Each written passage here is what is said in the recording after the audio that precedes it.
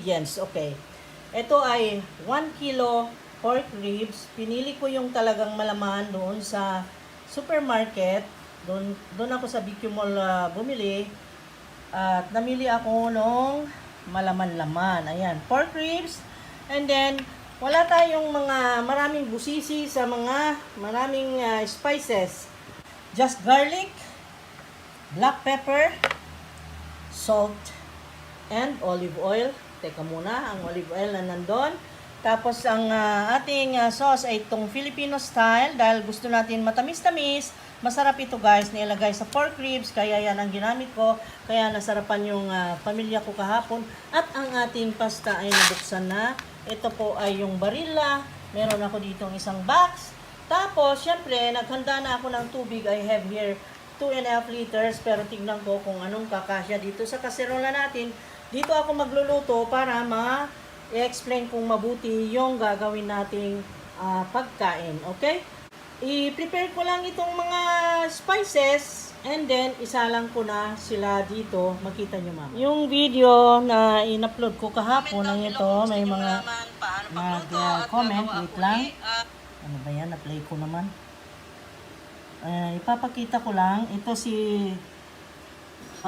yung pamangkin ko na nasa Ilocos, Ilocos Sur yata. Nasaan ba si Lorelai? Si Aloha? Auntie, pa-share recipe naman, sabi niya. Tapos, nako, nawala tuloy siya. Teka lang. Nawala kasi, eto naman kasi, nawala concentration ko, guys. Ayan. Painumin pa ako ng buko. Inom tayong buko, guys. Nako, may pasakalye pa. Ayan, nainuman ko na. Ayan. Hi, guys. Sige, guys. Nasa. Inom ka muna. Inuubos na. Ayan.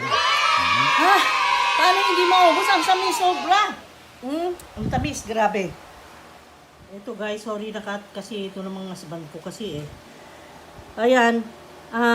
Auntie pa share recipe, sabi niya. Tapos ito naman si Cel, recipe please ma'am, kanya.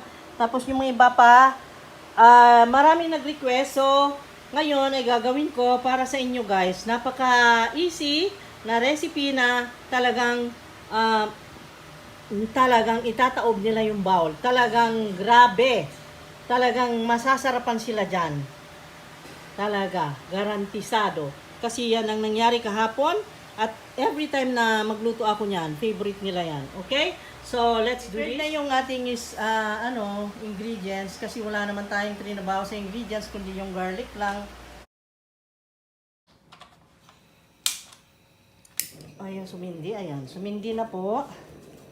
Isalang ko na kasi sabay sila dito sa ating mainit na tubig para siya ay kumulo. Sukat niya. Ayan. So, dito lang ako sa parting ito, 2 liters lang. Hanggang doon sa line na yon 2 liters. Ayan. Okay. Kasi pang-apat na tao, medyo malami. Medyo malami-lami, okay? And then, of course, lagay natin yung salt.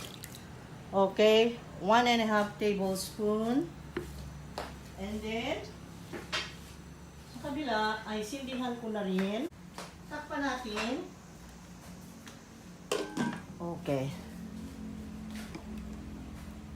Tapos dito sa kabila, sindihan din natin para mag-isa na rin tayo ng ating garlic.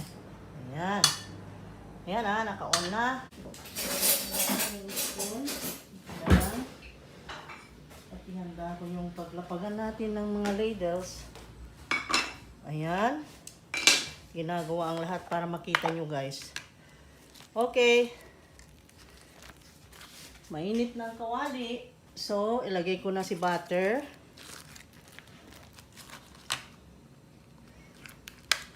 Magbibigay ibang lasa at aroma rin kasi ito.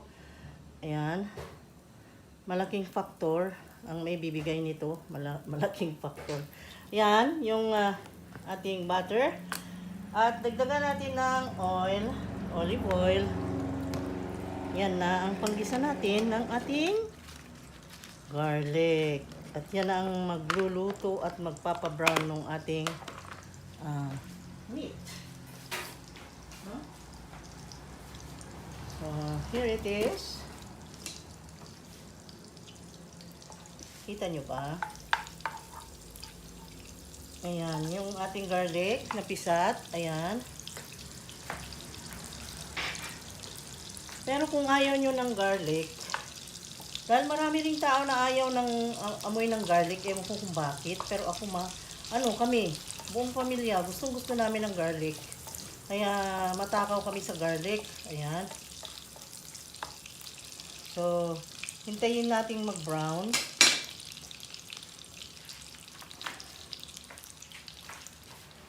Okay. Ngayon, ay na-brown na siya. Let us put na the karne. Okay? At dun sa banda roon ay may kumakain. I will reveal. Oh. Tamam. Kaon tayo. Ayan. Kumakain ng nilamaw na buko, na huli. Okay? Ngayon ay continue.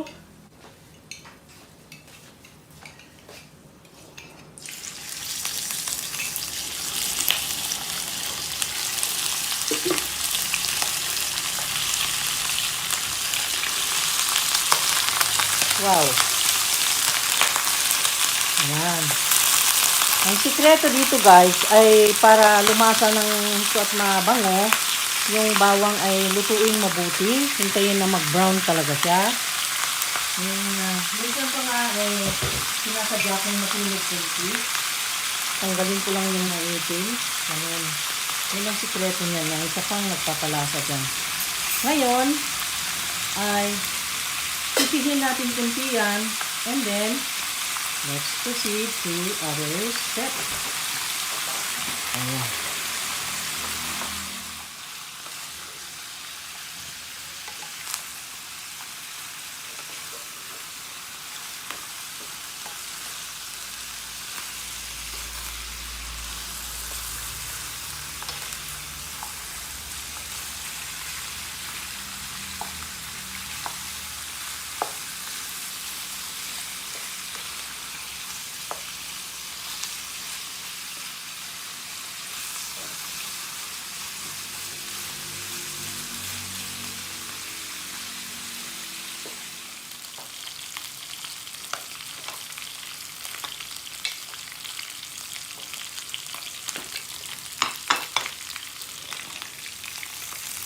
Ang sikreto nito guys ay igisang mabuti hanggang mag-golden brown.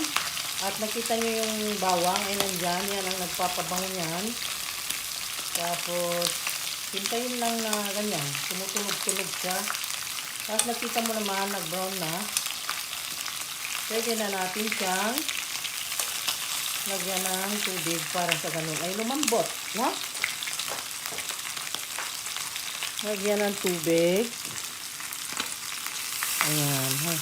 At hayaan natin hanggang lumambot. Kasi hindi rin masarap yan kung hindi lumambot.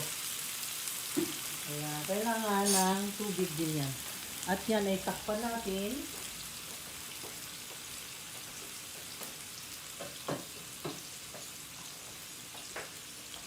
Dito yung takip. Oh, okay. At hintayin natin hanggang lumambot. Hintayin na natin yung ito guys, yung chicken powder para siya lumasa hanggang lumambot. Okay? Yan ang isa pa sa nagpapalasa niyan. Kaya masarap. Okay? No need na ng bitchin pag meron yan. Hindi kami gumagamit kasi ng bitchin dito sa bahay guys. No bitchin. Wala kaming Ajinomoto. Kaya ganyan lang. Ito lang ang bitchin namin. Okay? At palambutin natin yan hanggang lumambot. And then we will go to the next step. Okay? So ngayon, ay tignan natin kung lumambot siya guys. Kumukulo na ng gusto eh. Ang oras ng pagpapakulo ay hindi natin masabi dahil depende po sa pork ribs na binili natin kung ito po ay bata ba ang baboy na kinatay or matanda na. Kaya hindi ko masabi kung ilang minutes or isang oras ba o 2 oras ba. Walang oras ito guys. Titingnan nyo lang na ganyan. Ito ay kulang pa siguro ng mga 10 minutes. Tamang-tama matuyo yung kanyang sabaw. Kung merong times na lumambot na siya dahil bata yung pork chop, dahil bata yung nabili nyong karne, ay ang gawin nyo guys, kung malambot na siya at meron pang sabaw, i-separate nyo na lang. Okay? At yung sabaw, maybe you can use that for your ginisang gulay, ganun. Kasi masarap eh. Nandun ang lasa nung buto. Kasi ang sama naman nung malasaw siya kung ilagay nyo na may sabaw at may tomato sauce. Kaya ito kasing pagpapalambot nito ay tansyahan lang guys. Tansyahan. Alam mo yung tansyahan? Tinatansya mo kung ano ba siya. Katulad ng tao, tansyahin mo kung okay ba siya. Napakasamahan o hindi. O siya ba ay nakakalito ang kanyang pagkatao. Naku! May kasama pang ganun eh. Ay, hindi ko na i-close up. Wait lang. I-close up ko ha. Ayan. Dami nating pakyeme, no? Hindi ko pala na i-close up. Ano ba yan? Hindi ko tinignan yung screen. Ayan po guys, oh. Oh, you open. Ayan. Dumikit. Ito guys, tinutusok ko lang ng tinidor para makita natin kung malambot na. At as you see, ay hindi pa. Lumalaban pa. Rubbery. Okay? Tamang-tama pagka tuyo nito, malalambot na yan. Malambot na. Okay? Kulang pa ng 10 minutes. Nanuli natin kung malambot na. How are you? Wow! Natuyo-tuyo na siya. After 15 minutes guys, ayan oh. So, 15 plus 10, 25 minutes ko pinalambot guys. So, meaning, medyo matagal-tagal pero okay. Okay na, malambot na siya. So, let's do this. Ilagay na natin ang sauce. Saan na yung gunting ko? Okay, let's put the sauce. Ilagay na natin ito guys. Ito magpapasarap nito, finally. See? Del Monte Filipino style. I love this Filipino style na lasa kasi matamis-tamis. Narinig nyo? Natuyo na siya kasi. Natuyo na guys. Why no light? Why no light? Wait ha. Hindi ko na switch on yung light guys. Sorry. Kasi kaninang pinalambot ko to, pinatay ko muna yung light kasi baka mo overheat. And then, you know, para makatipid-tipid din pag may time. Ayan, oh. Masarap yan. I-try nyo ito at kayo'y talagang mahalikan ni Mister at ng mga anak nyo, mayayakap kayo. Sarap nito. Matutuwa sila. Talaga namang taob ang bowl. Pag yan ang inihanda sa hapagkainan. Ayan. Ayun. So saucy. Ang bango. Ang bango ng kitchen ngayon. Talagang humahalimuyak ang kanyang bango. Ngayon, ay unti-unti na rin natin ihanda ang ating spaghetti. Kasi, ito nga ay malambot na. At ito ay hindi natin patatagalin dahil luto naman na yung sauce na yan. Diba, guys? Yung Del Monte Pinoy style ay luto na yan. Ngayon, ay hinaan ko lang siya. Hinaan ko lang. Hinaan natin. With a low heat. Mga maybe, pakuluan lang natin ng 5 minutes. 5 minutes more. Pero, naku, kalimutan ko. Lagay ko yung paminta. This time, paminta naman. Ang hirap nitong buksan. Bakit ganun? Hindi nakikisama, no? Itong paminta ko guys, ay powder na ganyan. Ngayon, para hindi siya matapon dahil tumatawa naman yung bunganga nitong aking pepper. Kaya dito ko sa palm, ayan, power of the palm. Ayan, 1/2 teaspoon. Ganun lang natin. Di ba? Sarap niyan. Wow. Bango. Pakuluan lang ng konti at naluto na yan. Okay? So, it's done. Ang sunod ay ang ating spaghetti. Ayan, kumukulo na. Yes, kumukulo na siya. Ngayon, ay ilagay na natin si Barilla. You see? Ooh. This time. Ayan. And then, tinatansya ko lang ang sukat nitong aking kung ilan kaming kakain. Apat. So, 1. Ang isang portion ko is like this, guys. Parang, yung ganyan lang. 1. Nakita nyo? Ganyan lang. Kadami. Ganyan lang nabutas. Ganyan lang nabutas. Nakita ba? Okay, 1, 2, 3, 4. Pero alam nyo, ay gusto rin ng mga alaga natin, kaya mayroong dagdag konti. Okay.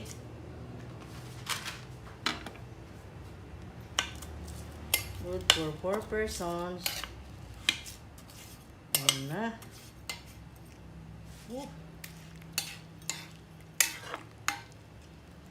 Ayan.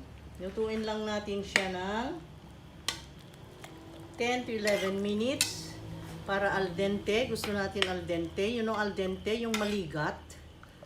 Ayaw natin yung mosyo-mosyo. Alam niyo yung mosyo-mosyo, yung overcook. Okay? Al dente dapat. Ayan. So, hintayin lang natin 10 to 11 minutes. Okay? Let's see. Naluto na yata eh. Hindi ko na namalayan. My God. Let us see, guys, to see if this is already ready. Tingnan lang yung ayan, yung hibla ng spaghetti. Kung may white pa, yun hindi pa luto. Pero wala na. So, it's time to switch off na. Ayan. Okay. Luto na siya. Ready na. At al dente. Ang sarap, diba? So, ang sarap daw. Di ko pa tinikman. Tikman muna natin to be sure na masarap talaga. Ay, tingnan natin ang alat kung okay. Kasi hindi ko pa siya nilagyan ng salt. Pero kung hindi na kailangan ng salt, ay syempre hindi na natin lalagyan. Diba? So, ayan guys. Sa itsura pa lang, no? Kita nyo naman. Oh, wow. Kita mo? Tikman ko. Pero kulang. Kulang ng alat. Wait lang. Lagyan natin ng konting asin. Maybe 1/2 teaspoon. Ayan. At sindihan ko siya uli. Kasi pinatay natin to kanina kasi nauna siya na naluto. Ayan. Okay? Ayan, kumukulo na. Teka, idot-dot natin dahil ililipat natin dyan yung ating spaghetti. Ayan o. See that? Dikit natin. Uy, mahulog. Uy! Ganyan lang.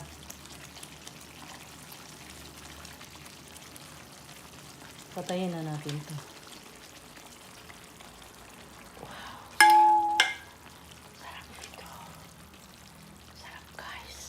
Yummy. Ayan ah. Alam nyo na kung paano lutuin yan.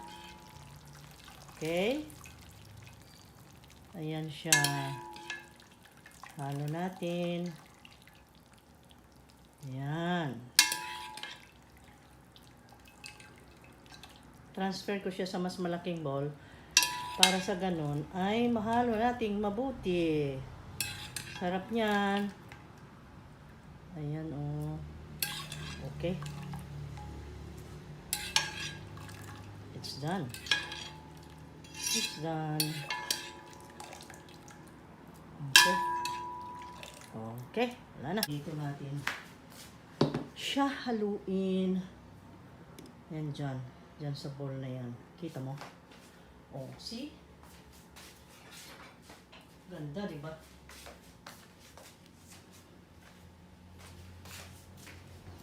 I-transfer natin dyan. Wait lang. Transfer natin. Tito! Yuhu-bala. Oh. See? Wow. So saucy.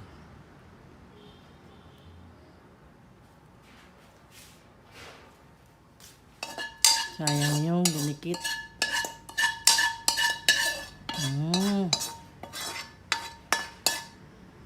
Tapos, ilagay na lahat. Oh, di ba?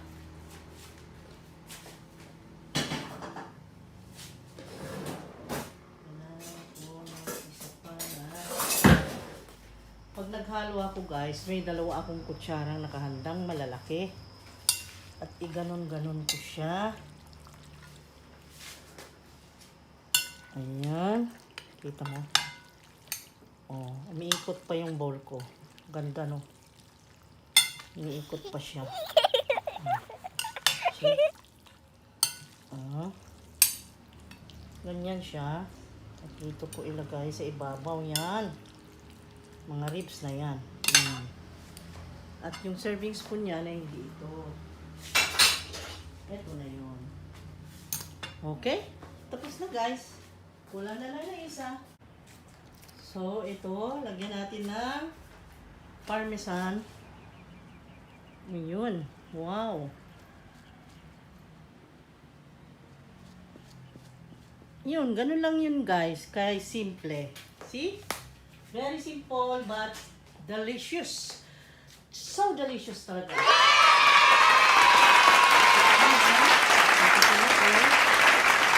Kasama ko kayo. Lumalapit pati yung cam.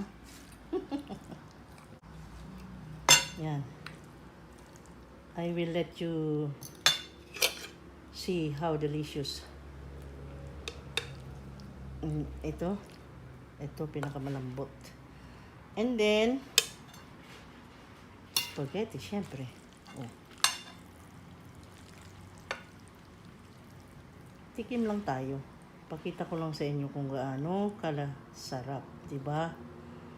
Syempre, kailangan makita nyo. And then kuha lang akong konting sauce sa ilalim. Like that.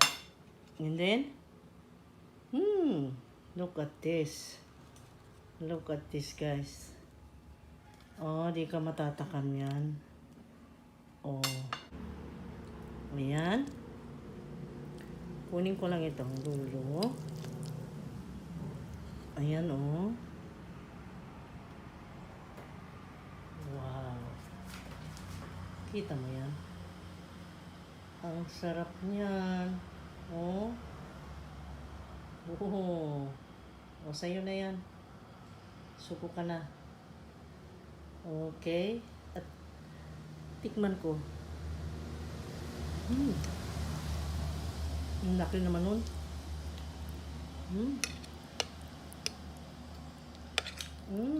Sarap.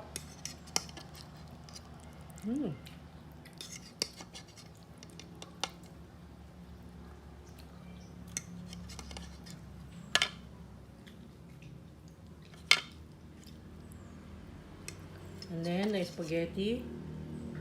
Para akong python na kumain, guys. Nilunok ko kaagad. Sarap kasi. Sa inyo na yan. Sarap.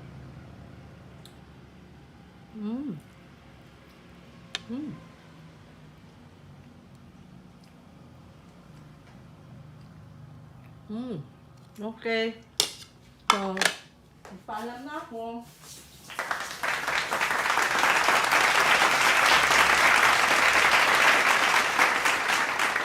Bye guys. See you again next time. Okay. Just request kung anong gusto niyo ipaluto sa akin. I will do it. Okay?